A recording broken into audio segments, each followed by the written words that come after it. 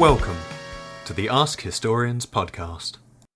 Hello and welcome to the Ask Historians podcast. I'm your host, Tyler Alderson, and today we are heading down to Mexico and specifically back in time to late colonial Mexico to track two men, very different lives, very different men, but who had some similarities and a really fascinating history in a new book called Fugitive Freedom, The Improbable Lives of Two Impostors in Late Colonial Mexico. And joining me is the author of that book, Bill Taylor, is a professor emeritus of history at University of California, Berkeley. And Bill, thank you so much for joining me. Thank you, Tyler. It's a pleasure to be here. So you have studied this time period a lot and this area a lot, but for people who don't know what we're talking about mid to late 18th century and early 19th century Mexico, which at that point was a colony of Spain. Can you give people just a general sense of what life was like and what that particular area was like during this time? You're right. This comes from the tail end of the colonial, what we call a colonial period in Mexican history, from the early 16th century to the early 19th century. It's also what we call early modern history, whether it's Europe or the New World. It's an area that was really central to the Spanish notion of empire during this early modern period, because there were millions of Native Americans who, most of whom lived a sedentary agricultural life and were extremely important to Spanish notions of empire as subjects of the empire, who would pay taxes, perform labor service, and who would be incorporated into the institutions, especially the church and the state bureaucracy. And it's also an area that had silver mines, really extensive and valuable silver mines, which are the primary kind of wealth that the Spaniards were looking for in the 16th century. So subjects and precious metals were what Spaniards had in mind for, and other precious commodities like spices, I suppose, were really what Spaniards were looking for, and they found it in this area. So it's called the Viceroyalty of New Spain, and the core of that area is what is now modern Mexico. And it was also something that's very important to this story, I think, is that not only was that going on, but there was another authority, and that ends up intersecting with these men who both at one point impersonate priests, and that is the church and the Mexican Inquisition, which also played a big part, obviously, in their story as well as in the history of this time. That's correct. And the Inquisition has a long history in Mexico, going back to the 1570s as a separate court. There had been what were called episcopal inquisitions before that time, where a bishop in the different dioceses of this colony would act as inquisitors. But the court of the Inquisition is founded at the beginning of the 1570s and is going to be challenged and disbanded finally in 1820. There's a turbulent decade from 1810 to 1808 to the early 1820s in Spain. French occupation, and then the temporary loss of the monarchy, Spanish monarchy, the Bourbon monarchy, and the rise of an attempt at republican government in Spain. And during that time, the Inquisition comes under attack and is abolished there, and then revived, first abolished in 1812 and then revived in 1814, and then finally eliminated in 1820. And this is really important for these guys in part, and this is something that I thought was very interesting because the Spanish Inquisition that I think people might be more familiar with, known as this kind of brutal concept, but it seems like these men actually kind of wanted, in some ways, they were still punished. 200 lashes of flogging is still pretty bad, but it seems like that was actually almost better off for them to be punished by the Inquisition rather than potentially for their crimes by the state.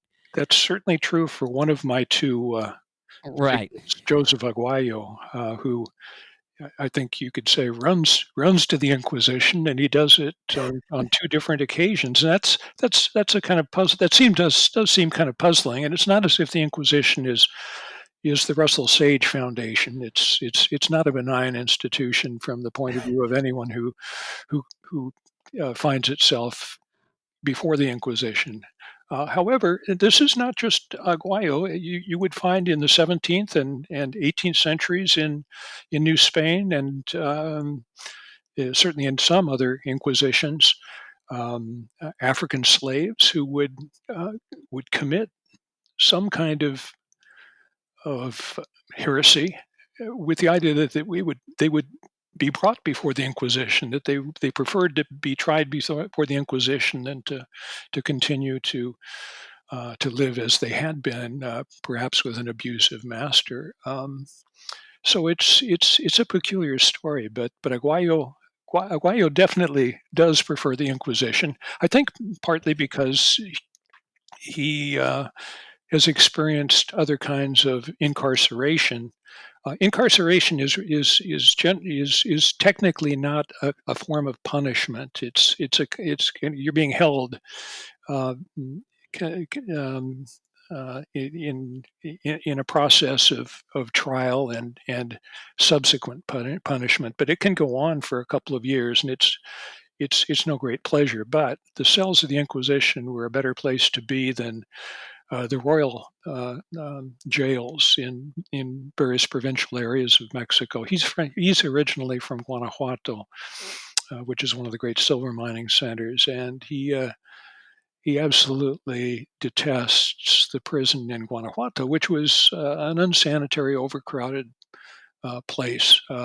And another thing about the Inquisition is that the Inquisition, in principle, is a court that is concerned with religious purity, and so the possibility of absolution and redemption is at least in principle part of the process. And if you can find your way clear to win the confidence of the three judges on the Inquisition at any one time, convince them that you're truly repentant and contrite, there's a possibility you'll get either a lighter sentence or perhaps even released, kind of reunited with the church. Is the idea. So we're going to get into this a lot more, but I figured we will get started into the actors in this, which are two particular men. And one of the things that I find so fascinating is, as we're talking about this, these are not men who they're fairly obscure now, but they were never really much more than obscure. And you said at one point, I think, that this might be, or probably is, the first time that their names are being sort of brought out in a history of Latin America. And I wanted to ask you, these are two men who lived on the fringes of society. They interacted with these courts, but why not write a history of the courts, or a prominent judge, or a governor, or something like that? What is it about these two, essentially, people could look at them and say they were nobodies, these two vagabonds, that actually really captured your interest and led to the book?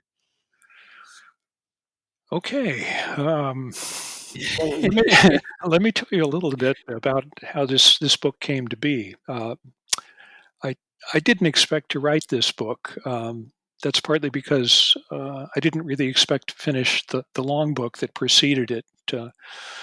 called Theater of a Thousand Wonders, a history of miraculous images and shrines in New Spain. But when I did finish that book 4 years ago, I began to think again about some patterns of early Mexican history that I tried to explore early in my career as a historian.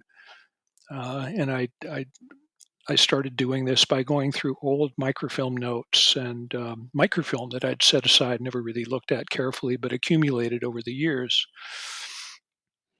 And I started browsing, especially in some film from the Mexican Inquisition that I had, because two former graduate student colleagues of mine were working on transcriptions and translations of Inquisition records for classroom use. And I thought that maybe there might be something in there for them. And I found in that search that I had film of one of the files for Joseph Aguayo. Aguayo is special because he comes before the Inquisition 3 different times, which is really unusual. And there are hundreds of pages of testimony by him and by others, and proceedings and gathering of evidence that make that case very special. That took me back to my early interest in people who we could call out of place in the story of how the Spanish Empire was being built from the 16th century on, both coming together and coming apart all at once. And there was a certain kind of person who kind of caught my eye in the 1960s when I was just starting in my first attempt at research, and these were people called vagabundos, vagabonds, and that caught my eye in part because I picked up a copy of a book in a used bookstore on Donceles Street in downtown Mexico City, which is the great street of used bookstores. It's a wonderful place to browse. This book was called Los Vagabundos en la Nueva España, siglo XVI, Vagabonds in New Spain, 16th century, by a man named Norman Martin. It opened the subject of vagabundos for me, but it's based exclusively on government decrees and regulations. It gave me only the vaguest sense of who these people were. It told me more about vagabondage as an urgent problem from the point of view of political authorities. So it had very little to do with the putative vagabonds themselves. So my first research project in my early 20s was to go to the National Archive in Mexico City and see if I could find some of those individuals, see if I could learn something about them, not just how they were regarded by state authorities. These vagabundos proved as elusive in the historical record as they were in real life. My superficial search at that point turned up next to nothing about them as individuals or groups. I was disappointed, but that's the way it was. Still, vagabundos and my questions about misfits, empire, and disordered didn't go away. They've always been kind of in the back of my mind, always been something I've looked for and been interested in. And in fact, my first publication centered on an 18th century account of runaway slaves in a remote part of the tropical fringes of southern Veracruz in southern Mexico. But in the long run, I turned to more accessible subjects where I could dig deeper and maybe make a more definite contribution. I started looking into land systems and peasant society, priests in their parishes, shrines, miraculous images among the subjects. So vagabundos and impostors were on my list of unfinished business when I retired, and the Inquisition's investigations into Aguayo's life of travels and mishaps and escapades offered me an opening. So that's how I got into into this particular subject, these two particular individuals who turned out to be unusually well documented, really better than any other kind of fringe person that I've encountered in some ways. So Aguayo and Atondo, Juan Atondo is the other vagabundo that I write about in Fugitive Freedom. Are kind of take me into what we might call the ghosts of Mexican history, the kinds of people that are not generally well documented, well understood. So that's how we get to these two individuals.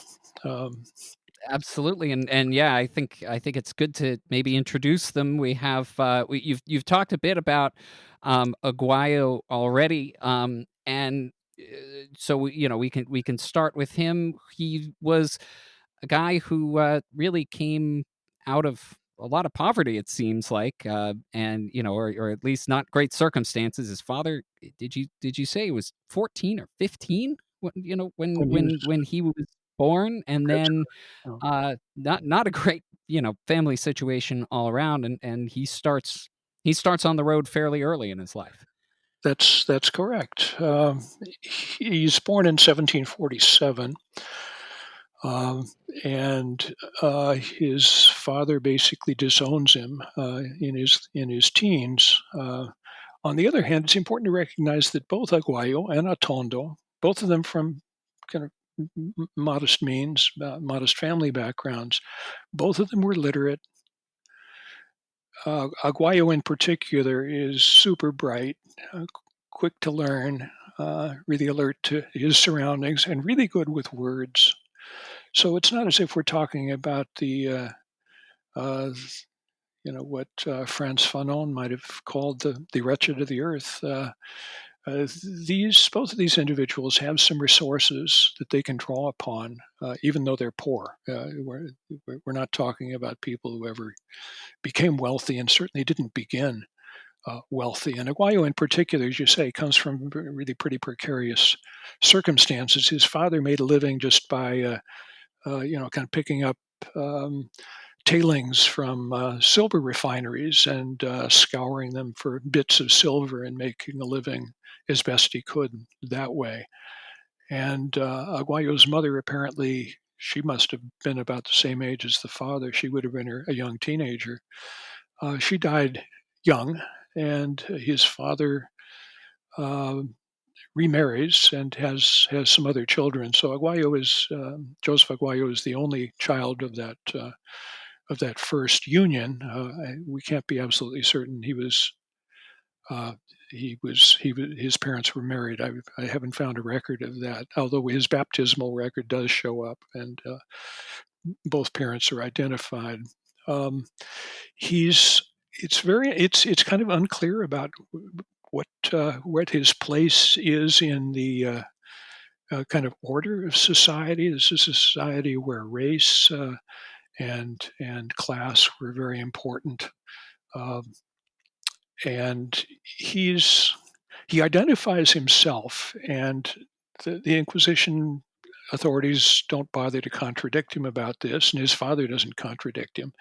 He identifies himself as an Espanol, a person of Spanish descent, and he claims that his ancestors back then, way back, were what were called old Christians. In other words, they there was no hint of anything other than Christianity in the family background, says Aguayo. No, there were no Jewish ancestors. There were no Muslim ancestors, by his account, his own testimony. Um, but we have witnesses who later, in his various encounters with the Inquisition, who describe him in a very different way. They call him an indito, a little Indian, uh, who's kind of pale, but nevertheless is regarded as an Indian. He's small. He's short and slim, evidently. One of the witnesses says he's a person of de, de poca presencia, inconsequential in appearance. Well, yes, but what what people who encountered him would discover he was a person of some resources and not exactly what he appeared to be. And that was something that I found interesting, and I guess is important to realize when we're talking about a colonial enterprise, that both men, regardless of um, their actual background, did claim to be Spanish. Not they did not claim to be indigenous, which I take it was a fairly important thing to be claiming.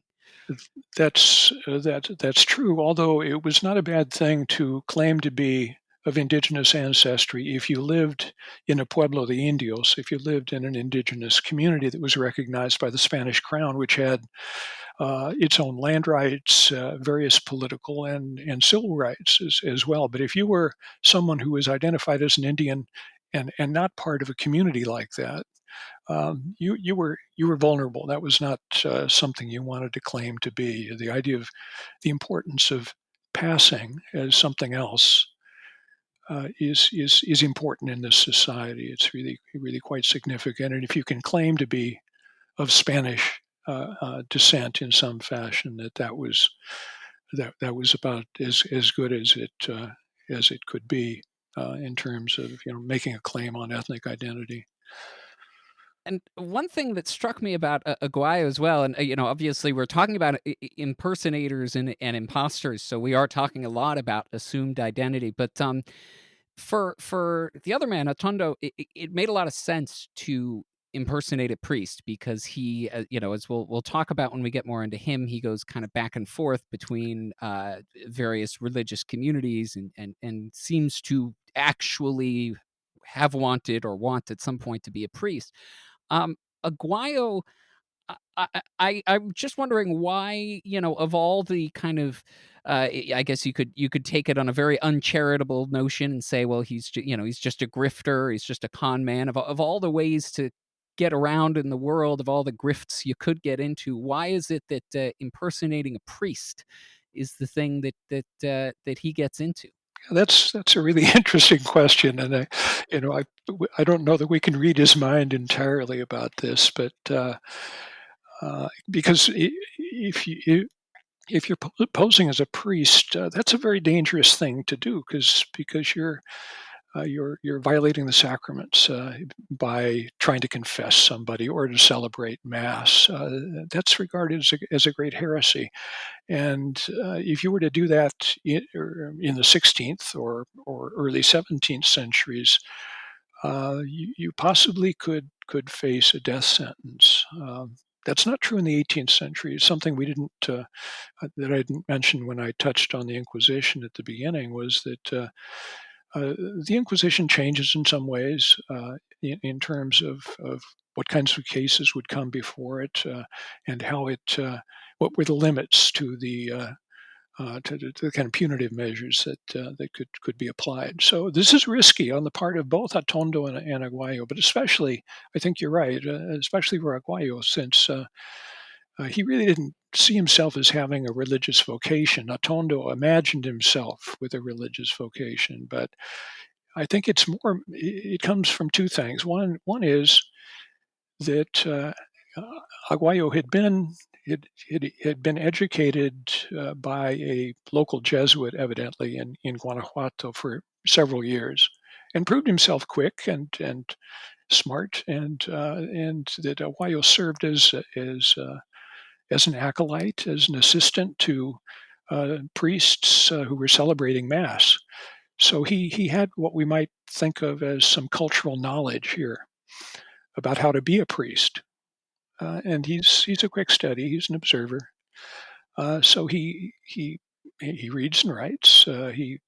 He knows what it's like to celebrate mass. He's right there with the priest, And so it's a kind of knowledge that he has, and it's a kind of knowledge that can be turned into uh, income and standing status, which I think is really important to him.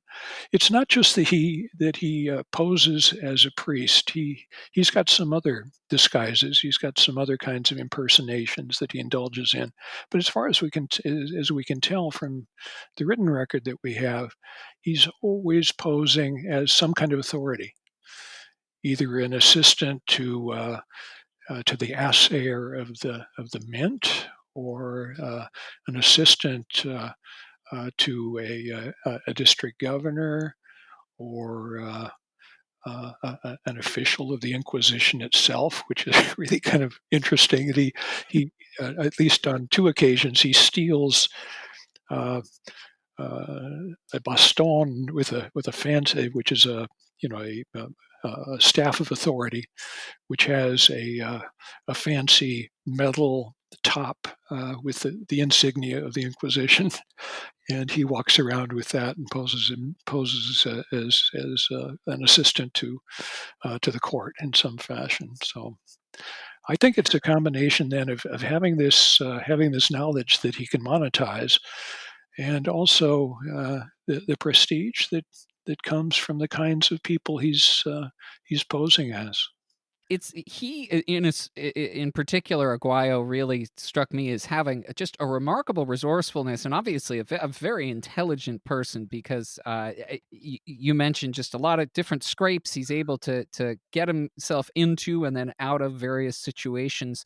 I did want to ask about one resource though that I certainly was surprised. I don't know, other people might be surprised as well. The fact that both of them, despite being, fairly modest backgrounds, were able to read and write, and it seems like that's something that they were able to trade off of. But for people of their background in New Spain and in Mexico, what how is that, are they special in that regard, or is literacy something that is actually fairly expected?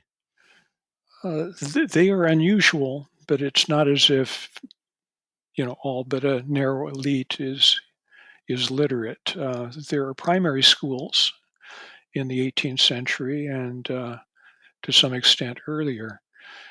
Those were schools where religious texts or religious knowledge was taught, basically. So you could say they're religious schools, but reading and writing were, or at least reading, was part of at least the institution, the imperial institution's expectations about people. On the other hand, literacy is also a valuable tool. It's a that the that this the colonial bureaucracy doesn't want to make really widespread. So it's a very limited literacy, but some literacy is more widespread than we generally think. I don't know what the figures would be. There's a scholar named Dorothy Tonk de Estrada in Mexico who has done a lot of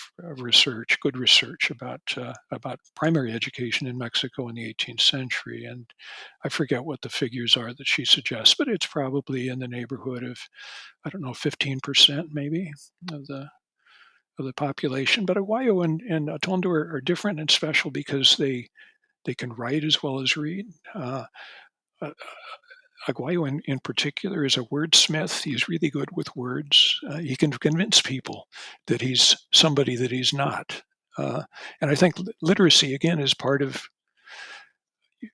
I don't know, their toolkit for for disguise, presenting themselves as somebody that they're not.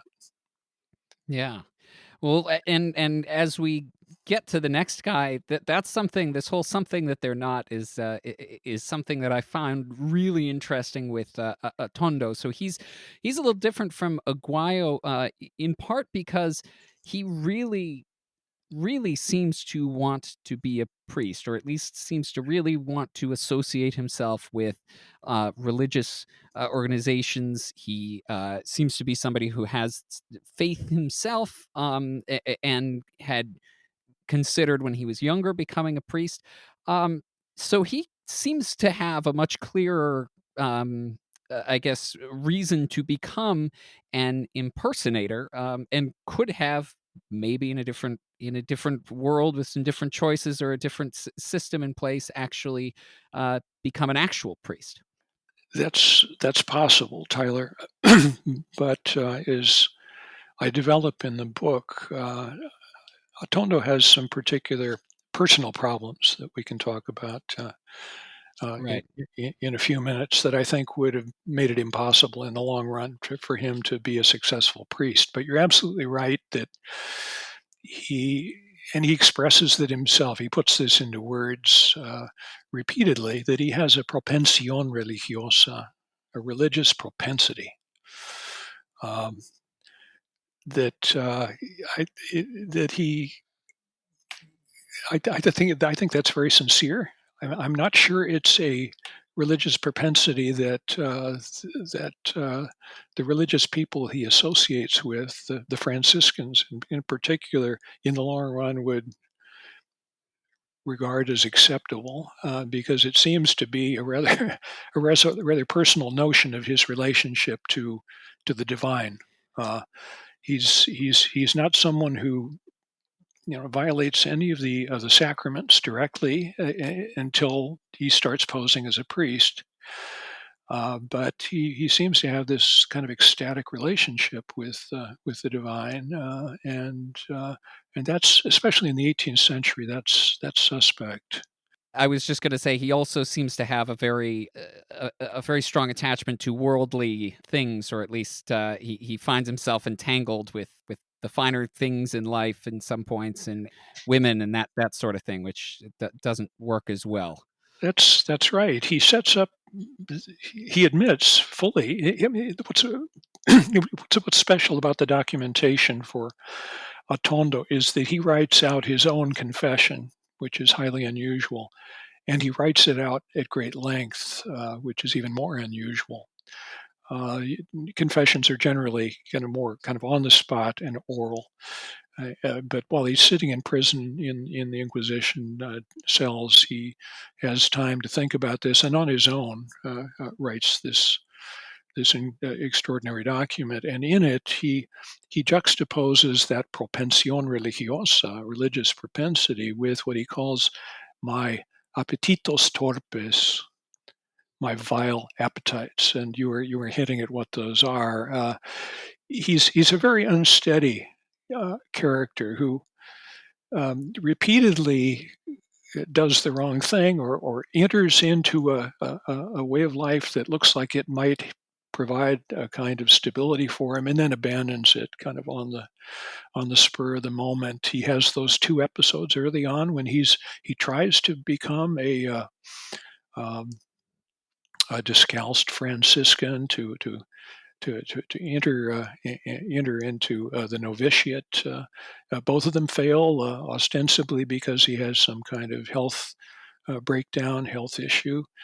Uh, he he's apprenticed as a tailor, and doesn't like that. Doesn't like manual labor, but he does it for a little while, and then he comes back to it again a couple of years later. So it's it's not as if he says, "Well, I'm just not going to be a tailor." Well, he tries it again later. That's no good. But that apprenticeship as a tailor becomes part of, as you suggested, his sort of his appetites for fine things. He likes good clothing, fancy clothing, and when he has to, he'll make it for himself. He also, has these episodes of living in convents, Franciscan convents. He is never a novice. He's never a priest, but he's taken on as what's called a donado, a servant, really. And so he serves for a while in one Franciscan college in the city of Orizaba in Veracruz, and that goes on apparently for several years. We can't really trust his testimony about the length of time he does anything because he's not good at remembering year dates. It's on the other hand, he's very good at remembering, or says he remembers months and days of the month. So he'll tell you what day of the month he entered the convent, but he can't tell you what year it is. So he's got this kind of warped sense of time, a kind of elastic sense of time as well. But he spends time in this one Franciscan college for a couple of years, and starts a sort of amorous affair, a secret affair with a woman who confesses to a priest in that convent, exchanges notes with her, seems to be starting an affair that might lead to a marriage. But suddenly he gives all that up, and he leaves the convent, tells no one, and he goes back to Mexico City, where he's originally from. Even earlier, when he's a teenager, he gets mixed up after he leaves his attempts to become a novice in the Franciscan convent there. He takes up with a young woman who either is or becomes pregnant, and his mother gets wind of this, and she tells him that he's either going to have to marry the woman, or he's going to have to join the army and go to the Philippines. Well, he's not going to do either of those things. He will join the army, but he's not going to go to the Philippines. He has a couple of brushes with insurgents during the Independence War. Uh, we don't know kind of how that happened exactly. He tells us his own story that he's really a loyal supporter of the king. And of course, he's dealing with the institutions of the crown when he's dealing with the Inquisition and royal governors. So don't know what to make of that. But he's a very unsteady character, and these mishaps, these adventures that he has, are reminiscent of the lives of literary picaresque figures out of Spanish literature and Mexican literature, but also they're part of the story of how vagabundos are regarded in the New World as sort of masterless individuals who can't be trusted and do these particular things, some of which are very amusing and some of which are just dastardly.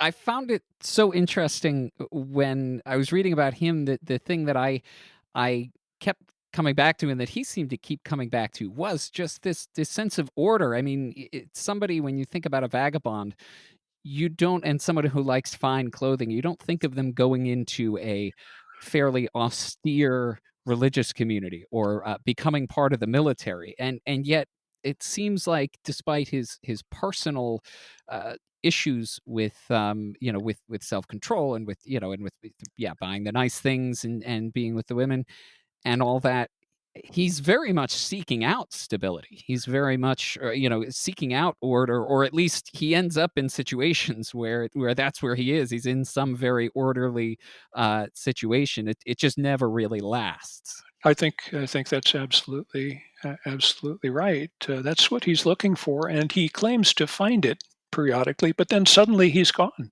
Suddenly he deserts. He's in the military for a while, but he doesn't really want to be in the military. He deserts once, and in another case, he flees his regiment and goes into the Franciscan college in Orizaba and tries to say that he's really a heretic. He wants to stay there. He doesn't care whether he's accused of being a heretic there or not. He just wants to be there. He wants to live with them. The local Father Superior there finds out pretty quickly that he's no heretic. That he did have these false starts with the Franciscan Descalced Franciscan convent in Mexico City, but uh, So we've got this story of him eventually becoming a servant there, but he's absolutely desperate at that point to leave the military. So there are these moments of desperation in his life that send him in the other direction, in the direction of disorder. And he's someone who's seeking a master. He's happy to be under someone's authority, but then not. Uh, so it's Two go ahead. sorry, two really fascinating narratives, and I was really surprised. You do a great job, I think, of laying out what we don't know, and there are fuzzy aspects of their lives, and obviously some of it is going on their word, which may or may not entirely be accurate or be massaged depending on who they're talking to. But I was amazed at how much you do know, and how you were able to find this. So um, can you just explain? You're talking about these hundreds of pages of Inquisition documents. What were your main sources for all this, and why was there so much on these, on these two guys who, as we discussed before, were not necessarily super notable people? That's right. And the record that we have for them comes out of the Inquisition archives. If we were to rely on criminal records, I mean, I've looked in criminal records with no success in finding them, but both of them, but especially Aguayo, had a criminal history as well. Petty crime. He was never accused of a violent crime. But he one would think he would show up in a criminal archive, either in Guanajuato or Mexico City, and he's really too insignificant a criminal to show up there. But he's not too insignificant for the Inquisition to take an interest. And I've hinted that the Inquisition is um, um, I don't want to say less powerful or less prominent than it had been earlier, but it has less. I would say it has less power. And the Inquisition is very touchy about its authority and about its power. As the crown has withdrawn some of its jurisdiction over matters that it would claim, rather than matters that are kind of strictly matters of faith. So the Inquisition's jurisdiction is narrowing in the 18th century, and the Court of the Inquisition, not that it's not always been touchy about its authority, is very concerned about what authority it still has. And figures like Atondo and Aguayo would would be regarded as a threat to the church broadly as an institution, and to the Inquisition, especially Aguayo, for the ways that he uh, seems to mock the Inquisition by strutting around as if he were an agent of the Inquisition with his staff of office and its fancy metal cap. Posing as a priest, in effect subverting the sacraments. That's really serious business. So that's why we have this documentation, really, is that the Inquisition took an interest in them. But the Inquisition, the way it gathers information is, I don't want to say haphazard, but it's part of a judicial mm, culture that would apply to the royal courts as well, where judges sit in judgment, but they sit in a kind of Solomonic role, uh, that they're there to find what they regard as truth, and to while they pay attention to procedures, legal procedures that confine how they go about their business to some extent, they have great leeway to call upon any witness they want to do any kind of investigation they choose. And in the case, especially of Aguayo, well, no, it's really in the case of both of these individuals. Quite a number of witnesses are brought forward to testify about their activities, about their actions, about what they said here and there, and especially when Atondo is off, he has this sort of manic uh, period in which he's posing as a priest, and he's confessing scores of people and celebrating mass often, but especially confession is what he's most interested in. in doing as a presumptive priest. That's something the Inquisition will take an interest in, and we've got a lot of people who can come and testify about their relationship to these two individuals in those circumstances. Aguayo, the witnesses are really important to the Aguayo story because he's so crafty. He's such a master of half truths. He's so good at answering the court's questions in a very minimalist way, saying just enough, not too much. He's asked about when he's arrested, and he recounts a number of points where he's arrested. He's not shy. He doesn't try to whitewash himself entirely, but you know that he's hiding most of what he did over the course of several years. And the Inquisition kind of suspects that, but they don't press him too hard. But they do bring forward witnesses who can testify to his actions. So here we've got him talking about himself and his activities and actions, explaining himself. But we've also got witnesses coming in and telling a somewhat different story. So we have to learn about him more through his actions as we can learn about it through witnesses and other kinds of material that's presented to the court than we do from his own words. Although I think his words are very telling too. We learn a lot about the way he thinks. We learn a lot about his skill with words. We learn some things about the metaphors that he lives by. Through his actions, really more than his words. With Atondo, it's that long confession is the single most important record we have for him. But we also have lots of witnesses who come forward and talk about his behavior when he's out there posing as a priest. Somewhat different documentation for the two, and different challenges in trying to think about them, to frame what we've got. But it's wonderful material. It's the kind of material that we so rarely have for people like this. In parts in the book, and I think you do a wonderful job of also painting the realities of their situation, which often just really is not great. But it does seem like something that comes out of literature, or comes out of movies, in terms of there's almost an adventure kind of sense to their moving about and to doing this. I mean, Aguayo escaping from various places, and you talk a little bit about the kind of the vagabond as a I don't know whether archetype is quite the right word, but as the concept of the vagabond, I guess. How did you find that that concept that maybe people outside had of the vagabond and the actual real life realities, how did they play out between between these two men? Right. Well, my my route into that subject, into that thread, which for me is a very important one, was picaresque novels, both in Spain and also in Mexico. In the early 19th century, there's a famous Mexican picaresque novel called El Periquillo Sarniento, the itchy parrot, or the mangy parrot. That these picaresque novels, first in Spain in the 16th century and then later in Mexico, provide not just a kind of window onto the times in which they're written in those places, because the authors really intended their kind of these rogue-like protagonists that they created to be sort of mirrors onto the society of the time.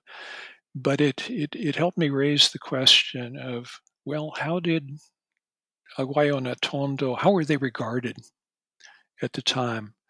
How did they regard themselves? Did they think of themselves as in these sort of literary terms? And then finally, how should we regard them?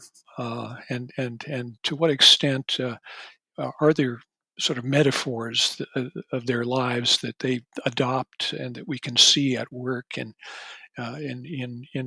their sort of internal history, interior history?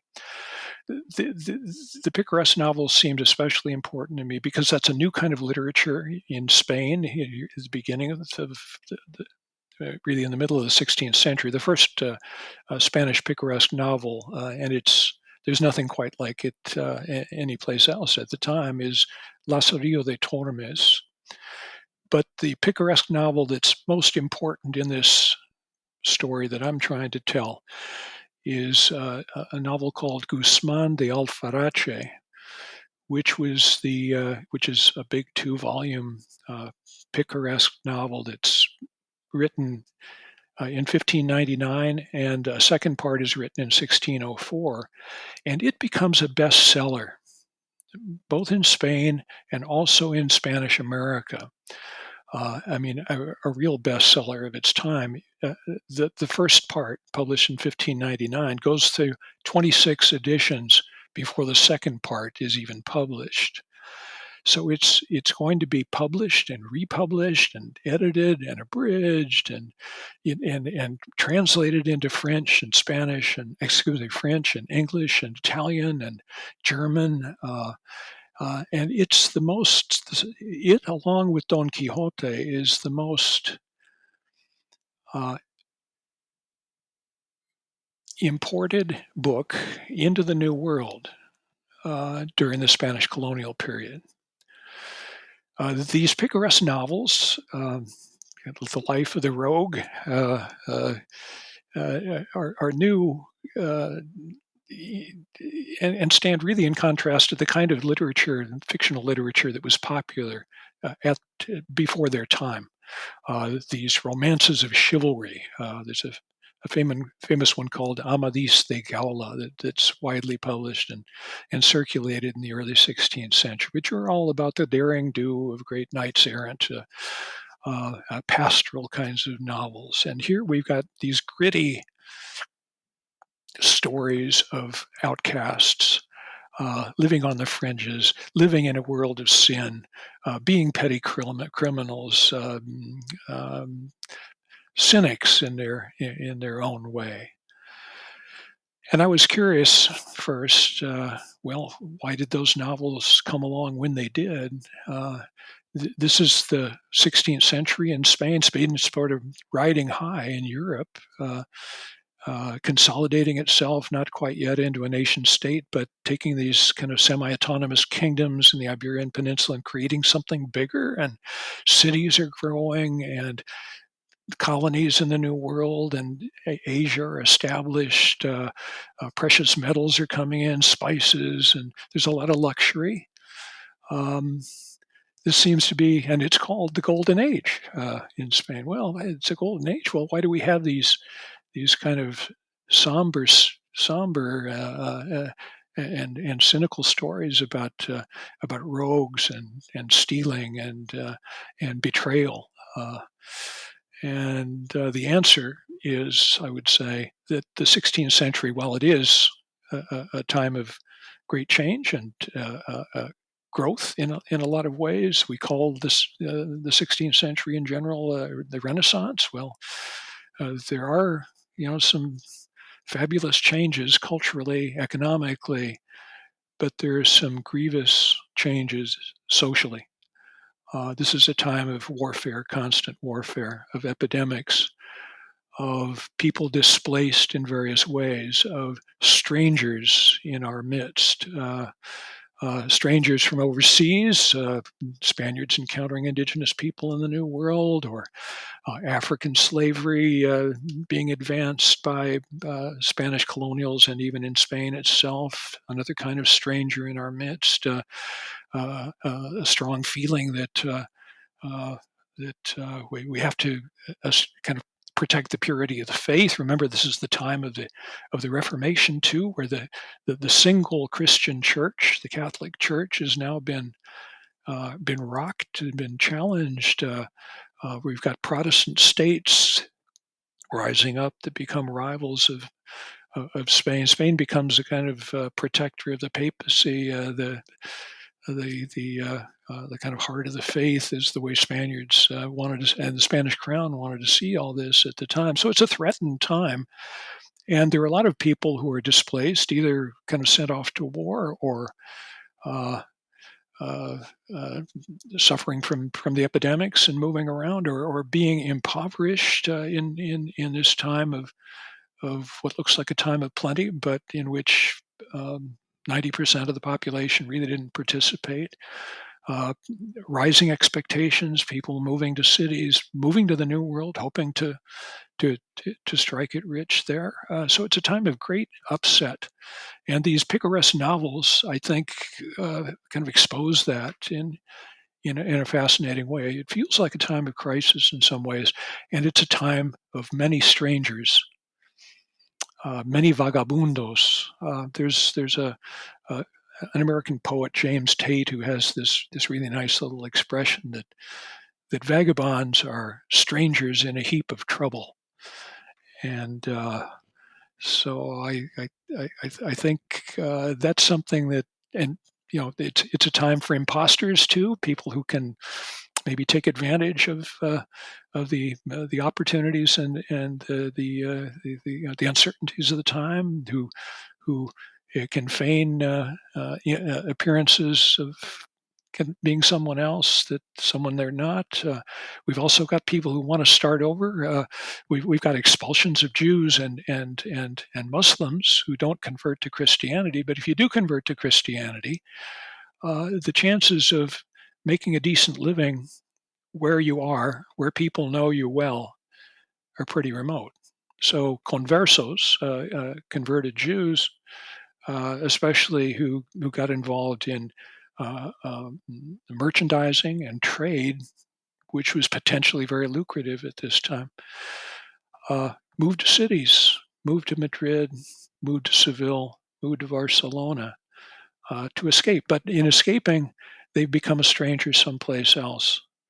So the suspicion of strangers is part of the story of these picaros, these picaresque figures who themselves are always strangers. They're always on the move.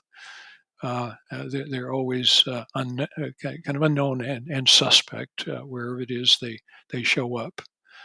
That's a kind of self-fulfilling prophecy in most of these novels. You're accused of being a picaro before you've ever robbed anyone, probably.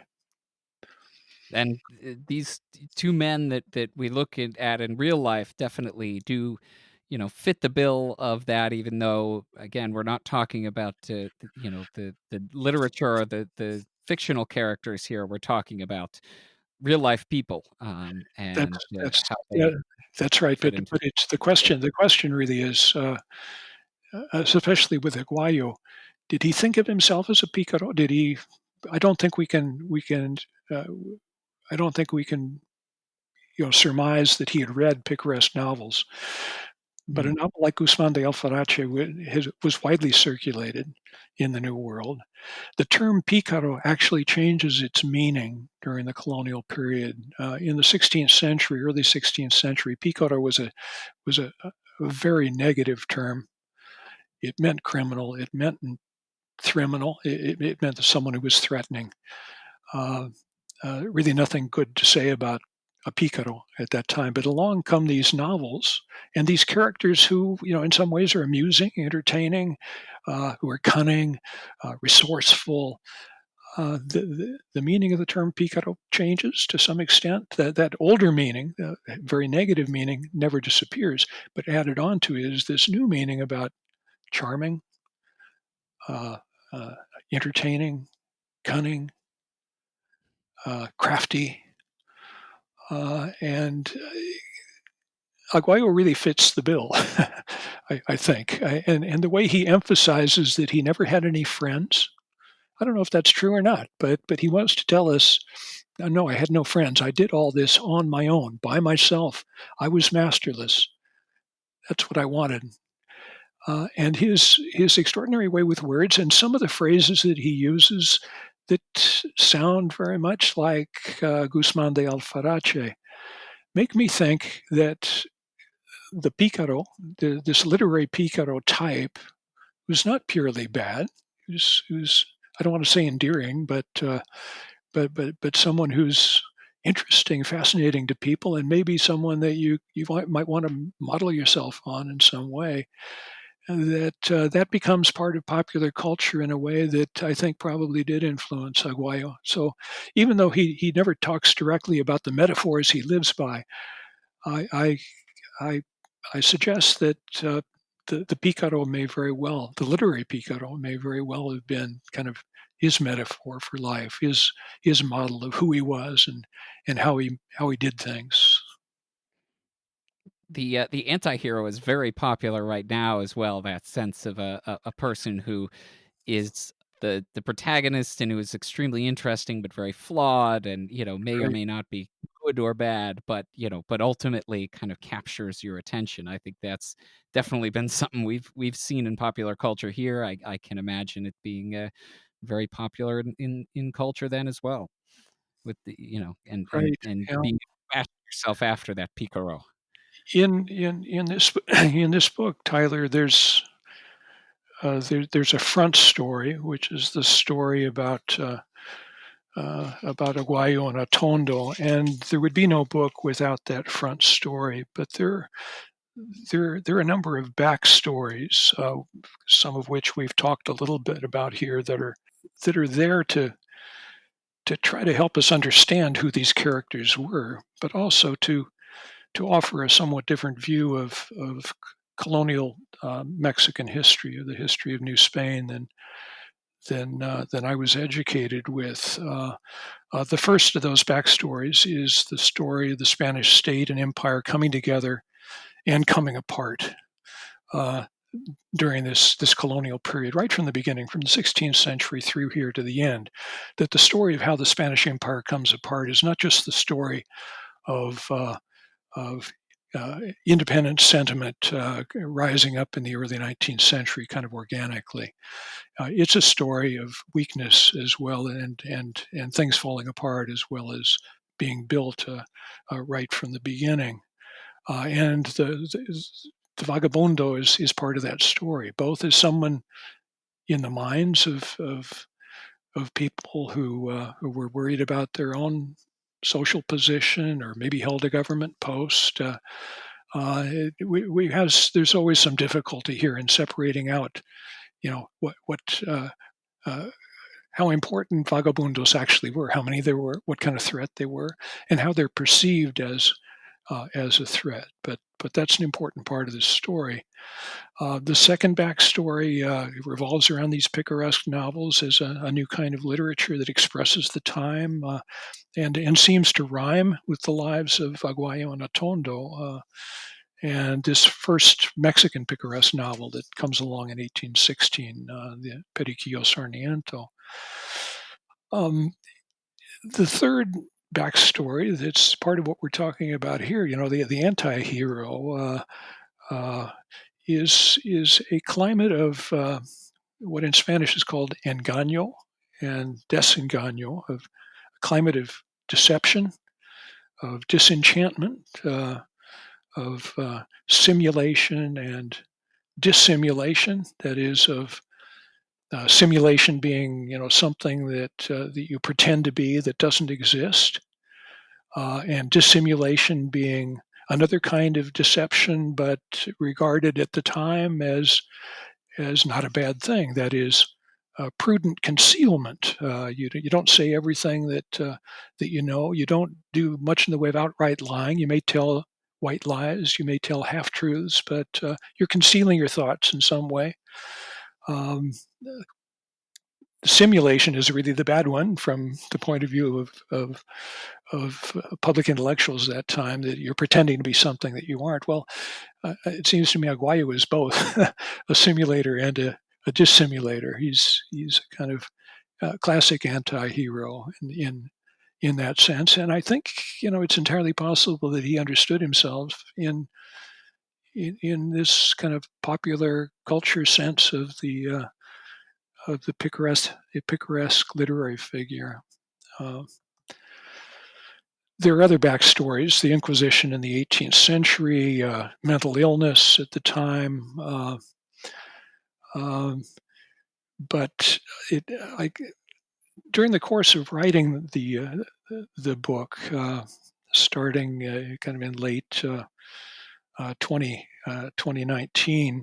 I, I read a little book, maybe you've read it too, by Malcolm Gladwell.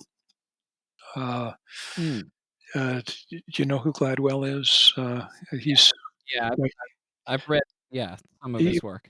Tipping Point. There are a number of books that he's written where he takes uh, kind of recent social science research, usually, and puts it into a popular form and carries it into to a public audience, to a popular audience in a very attractive way. Uh, and the book that he came out with at the time I was writing this one is called "Talking to Strangers: What We Should Know About the People We Don't Know." And he has a thesis to offer in that book that struck me as not fitting very well with what I was learning here about Aguayo and Atondo and about their time, about the kind of climate of opinion that centers on engaño and desengaño, uh, simulation and dissimulation. Uh, he says, well, we encounter a lot of strangers in our lives. Well, that's like the world that I'm talking about here from early modern Spain and Spanish America. I see, he says we encounter many more strangers, enemies, opportunists. They seem to be everywhere. And how do we talk to these people? How do we how do we relate to them in a way that doesn't just lead to violence and prejudice and discrimination? And his answer is to trust what he calls our default to truth. Uh, he in this little book he seems to regard a default to truth as natural and it, by implication universal. That is, that people in society in our time are basically inclined to trust, to believe what we hear and see, not to expect the worst of people that we don't know. The world that I'm looking at here, I would say there are plenty of people. You wouldn't, first of all, you wouldn't have picaros without uh, people who are deceived, without people who trust. And there are plenty of people who trust Aguayo and Atondo as they pose as priests. And the number of people who confess to Atondo and say he was a good confessor. He listened to me carefully. Yeah, he was just fine. And even with Aguayo, there aren't complaints about him as a confessor. There were people, many people, who this is a deeply religious society, and people wanted to get right with God. People in small towns that didn't have a resident priest, that have someone come in who doesn't look quite right, but nevertheless is presenting themselves as a priest, and they've got a clerical collar, and they're there to hear hear your confession and confess. Well, and say mass. Well, okay, let's let's get on with it. So, in a sense, this default to truth is something that helps us understand the success of, at least temporarily, of some picaros. But the idea of thinking of this default to truth as something that's just kind of the dominant force in human life, and that it's really not historical, doesn't make much sense to me, because this time that I'm writing about here, and going back into the 16th century, kind of thinking about the early modern period in really broad terms, you could say there's more a default to suspicion than there is to truth. Um, They really do rely on those trusting people. They rely so much on that default to truth. But um, it seems like, and I wonder whether you distinguish between, the powers that be, the Inquisition, the courts and the government, versus, the rest of the people, because the courts certainly, the official people certainly do not seem to, give much, I guess, benefit of the doubt, as you will. But I wonder whether you distinguish between that and then say the people that they're actually interacting with, which is, as you say, sometimes a town that doesn't have its priest. You absolutely need one for certain rites, and here's this priest coming in. We're not going to ask too many questions. We'll just take him at his Right. word. Yeah. I guess my answer would be yes and no. Uh, that is, we can see this sort of culture of suspicion more among elites and authorities who are worried about vagabundos from the early 16th century, and there clearly are more uh, as a result of the disruptions of that time, both in the New World and also in the Old World. But Aguayo and Atondo are not nearly as successful outside of small rural communities. Neither of them is succeeding as imposters for any great length of time. Aguayo is he's he's a little cocky. He in the larger town of Leon, he comes across with his baston, his staff of office, and he's wearing his clerical collar, and he goes off to presenting himself as a priest, and Inquisition authority goes off to the district governor one night, claiming that his landlady had stolen his horse. Well, the horse itself was probably stolen to begin with, but so he's got some chutzpah here, and presenting himself as the authority here, and wanting the alcalde mayor, the district governor, to uh, to, uh, uh, to to help him out at that point. Um, it doesn't work. The district governor is suspicious of him. He's an outsider. He's a stranger, and strangers are not going to be trusted automatically, and that gets him into hot water, and he ends up in the jail of Guanajuato. And I would say that that's probably more common than not. This the popularity of this issue of simulation and dissimulation in the rhetoric of politics, the rhetoric of public intellectuals, um, especially in the 17th and 18th centuries, is really pretty powerful. So I, I, I'm, I want to trust in our default to truth, and it's there. We can find it in so many ways, but it's counterbalanced, and maybe the balance tips more in the other direction at this time, when strangers are present in ways that are deeply unsettling. Well, that's, I think, a good place to say that anybody who wants to learn more, and I think a lot of people will, because it's just a fascinating concept and a fascinating story, and two really interesting men in a really interesting time, can go and get Fugitive Freedom, which is out now or will be out when this podcast comes out. Fugitive Freedom, The Improbable Lives of Two Impostors in Late Colonial Mexico. And the author, Bill Taylor, has been talking to me here. And Bill, thank you so much for coming on. I am so glad that you were able to bring this, as you say, not something that was necessarily in the narratives before you got to the topic, but very much appreciated to have these two fascinating stories in there. Thank you very much, Tyler, and thanks a lot for reading the book.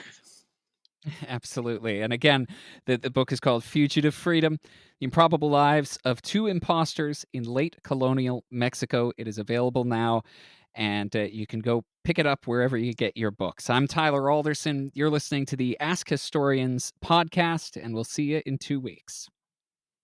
You've been listening to the Ask Historians podcast.